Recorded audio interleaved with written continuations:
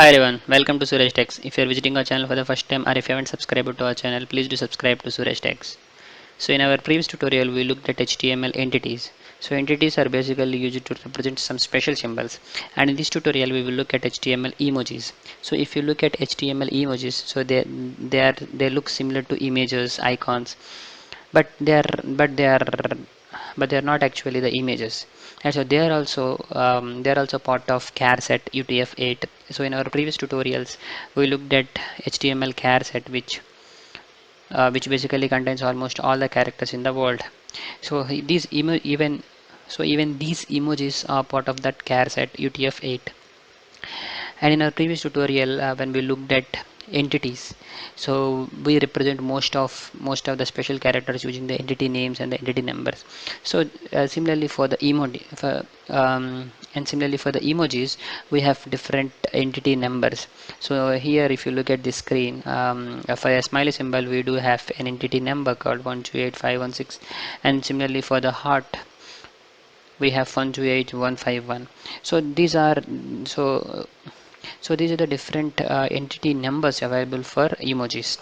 So let me try to keep some. So this is our previous tutorial. So here I am trying to keep something like smiley symbol. Okay, so if I want to keep, since it is a number, so I have to start it with and then followed by hash. Okay, and then let me give 128.516 and then followed by a semicolon. So if you look at now, if I refresh it, look at this. So this is our smiley symbol.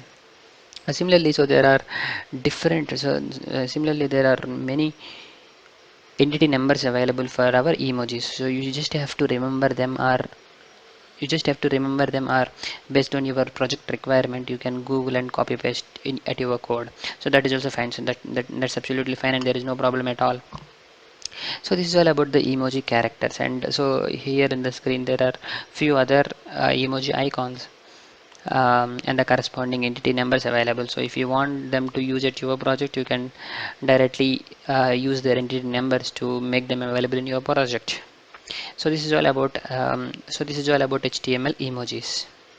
So here if you open this link, you can find many other, and basically all the emojis and their corresponding and their corresponding entity numbers available. Okay, so that's it for today. Please do subscribe to Suresh Techs. Thank you so much.